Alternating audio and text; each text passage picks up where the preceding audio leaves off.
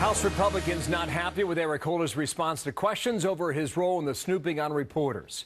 AP, James Rosen, they're angry about a letter they received not from Holder, but from a subordinate who argued the AG did nothing wrong.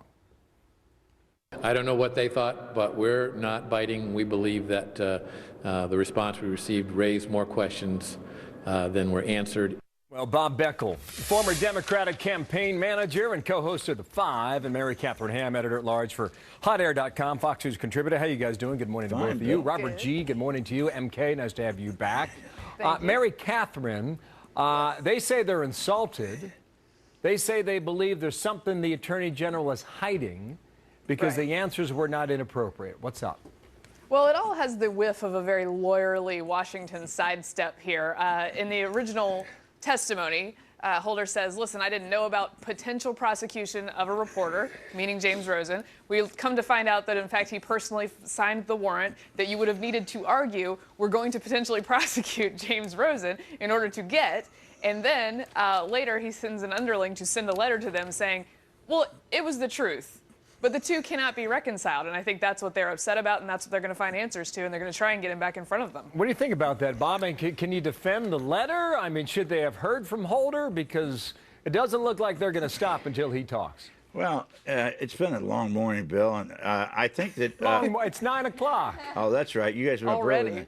Already? Maybe it's been a long night for you. Well, that's true. That is accurate. Now, I can defend the letter. You know, I was in congressional relations at the White House. Virtually every committee gets letters from agencies or departments of the government when they send one to the head of those agencies or departments, and they get it back from the Director of Legislative Affairs. So to call it insulting isn't of itself insulting. However, having said that, I think where Holder's real problem is, as Mary Catherine pointed out, he did sign the subpoena that did say that he Rosen, would be a potential co-conspirator. Now, it's sort of hard to reconcile that with he's not targeting reporters. It sends a chilling effect on the press. And so I think that's the dilemma, and I think he's now dying by 1,000 cuts. Their defense here, I mean, it says it right here in the letter. At the outset, it is important to know the difference between an investigation and prosecution. Well, I mean, that continues to be their defense. Well, I think that's their defense, but I mean, let's be realistic here. When you put out a subpoena like that, and it is for the purpose of potentially gathering information for a prosecution, it is sort of difficult to say that Rosen was never the target of a prosecution. Mary Catherine, you buy that? I mean, they're sticking to that story so far. It seems like a very weak defense to me. Clearly, and he actually used the phrase potential prosecution. He didn't use just prosecution. This was clearly a potential prosecution issue in the subpoena. That's very clear. And so it doesn't make a lot of sense to me. I'm not terribly surprised that you're getting these indiscrepancies. We've seen them before in the Fast and Furious case when Holder said, oh, I just found out about this a couple weeks ago. And then there were all these memos saying, well, he found out about it a year before. So I think I'm not terribly surprised that this is going on. They're going to investigate probably and try to get him in front of the committee again and see what they can find out. I think he should answer for it in person. Did you call it a two-step, or is that Bob? Who called that?